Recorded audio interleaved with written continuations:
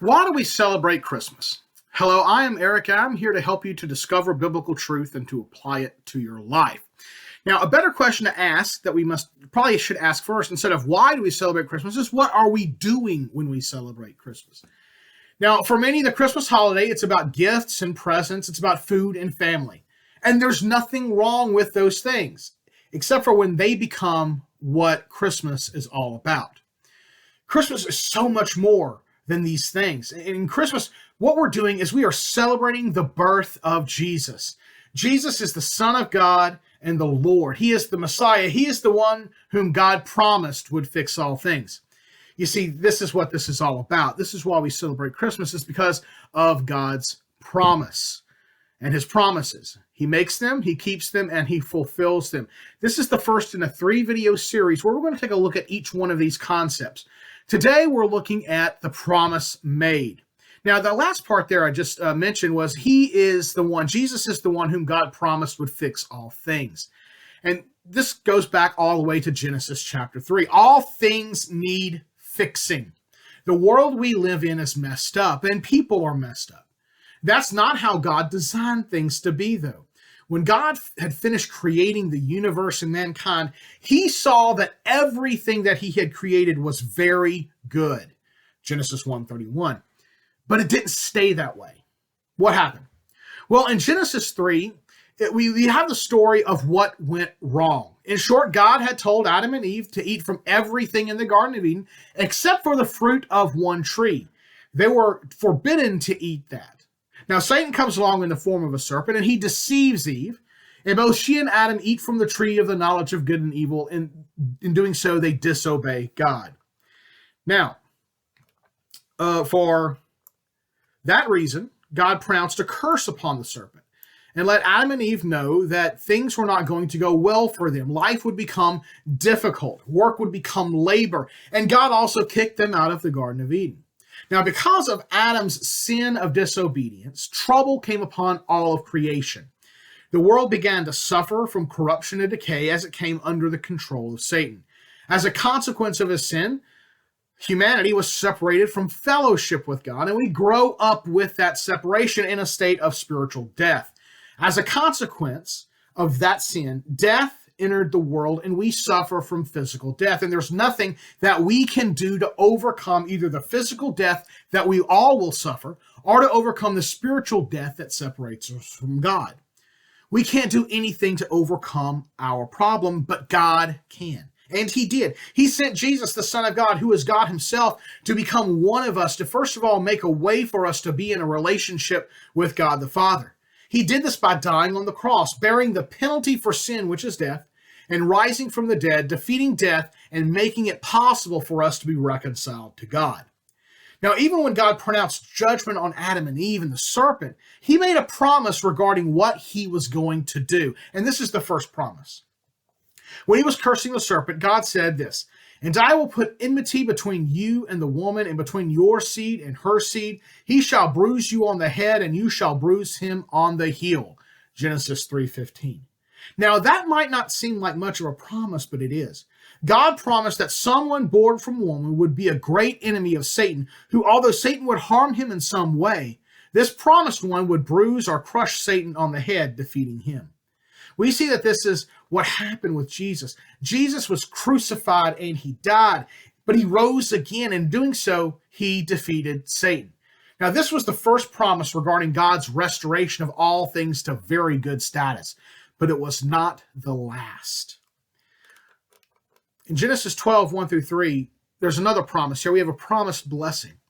After Adam and Eve were exiled from the Garden of Eden, they started a family. And if you're familiar with the story of Cain and Abel, you know that things didn't exactly go very well. Cain murdered his own brother Abel. Adam and Eve had other children, and eventually their families grew and grew. And as the population grew, people began living lives disobedient to God's will. Things got so bad, people became so evil that God decided to destroy the earth with a flood that covered the whole world. Out of all the people, God saved Noah and his family, starting over with them. After the flood, God promised Noah he would not destroy the earth with water again. Now, Noah's family had children and more children, but instead of spreading out like God told them to do, they all stayed together. Eventually, some of them decided to build a tower in order to reach God by bringing him down to them. In response, God confused their language. Instead of everybody speaking the same language, they now spoke a bunch of different languages and weren't able to understand one another. This forced people to spread out according to the languages that they spoke. Many of these people then turned away from God and began worshiping false gods. Now, God remembered his promise that he gave way back in Genesis 3. He started putting his plan in motion. The first thing that he did was to choose a man and a woman who would become the ancestors of the promised one. He chose a husband and wife named Abram and Sarai. And to Abram, he made this promise in Genesis 12, 1 through 3. Go forth from your country and from your relatives and from your father's house to the land which I will show you, and I will make you a great nation, and I will bless you and make your name great. And so you shall be a blessing. And I will bless those who bless you, and the ones who curse you I will curse. And in you all the families of the earth will be blessed. Now Abram and Sarai were old and didn't have any children of their own. But God promised them that they would, and so he changed their names from Abram to Abraham and Sarai to Sarah. So there was the promise to them of a son who would be named Isaac. Isaac grew up and had twin sons. God chose that the younger of the twins would be the one to carry on the promise. Jacob then had 12 sons who had more families. God chose Moses to deliver his people from the slavery. The people of Israel would spend some time in Egypt, first as guests and then as slaves, and then God chose Moses to deliver his people. Joshua then led the people into the land that God had promised Abraham so long ago. The people went back and forth between serving God and serving other gods.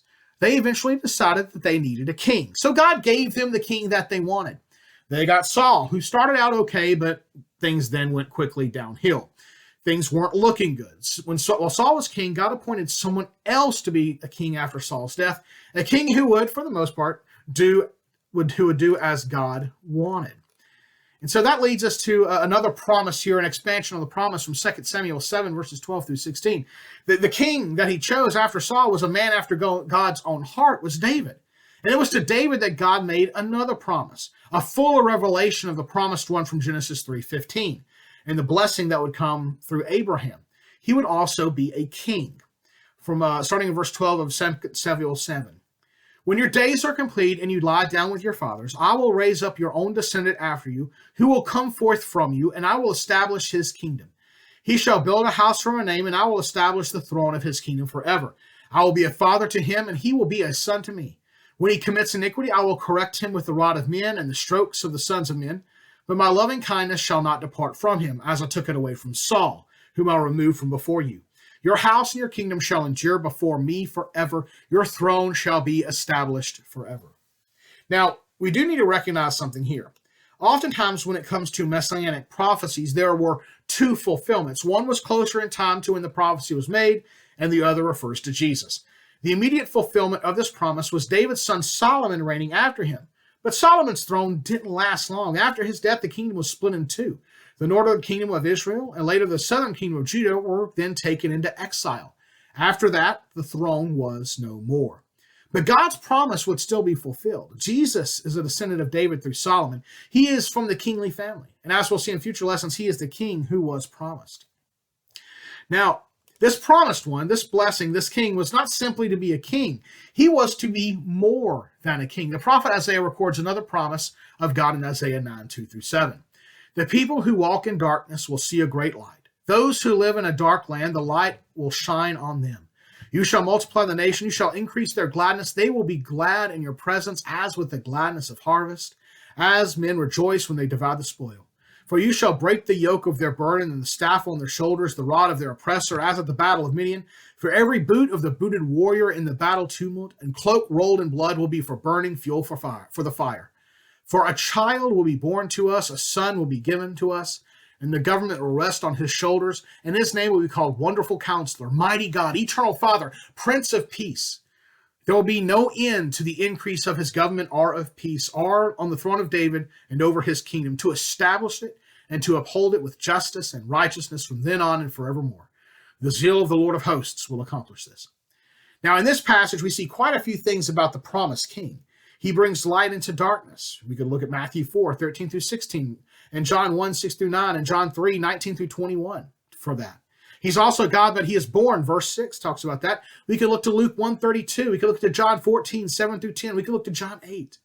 He will also be a king who rules with justice and righteousness. This is in verse 7 here. And we can cross-reference this with Matthew 3:15, Matthew 5:20, and Romans 5:18.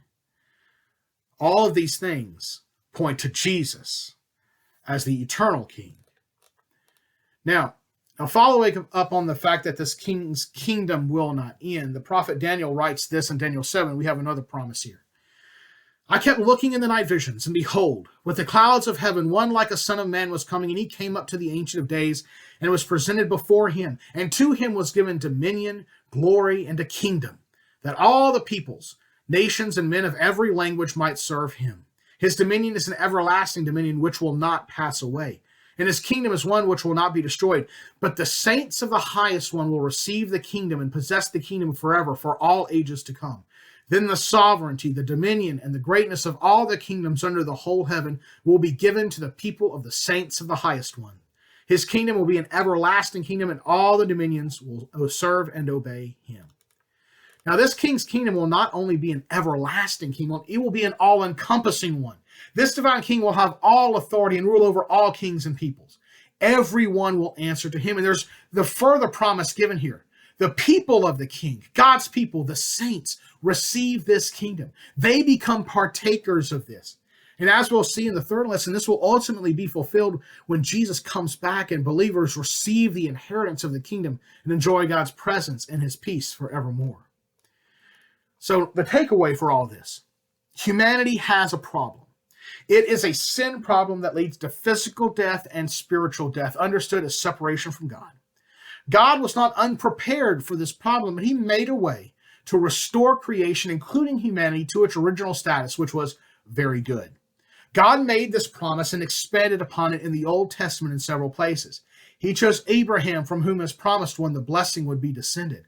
God shepherded that promise through to David, to whom he promised a descendant would sit on his throne forever. Through Isaiah, God expanded that promise to point out the divine nature of this promised king. In Daniel, we see that the promise of the divine kings means an everlasting kingdom, which those who are God's people, those who trust in him, will receive as an inheritance. Now, this promise is fulfilled in Jesus, who is fully God and fully man, a descendant of David who ushered in the kingdom of God, who died and rose again to fix our sin and death problem, and who will return to bring justice and to complete his kingdom, bringing about the restoration of all things. Now, in the next video, part 2 of this, we're going to see God begin to keep his promises concerning the promised one. We're going to see this in the life of Jesus, because God keeps his promises. Thank you for watching. God bless.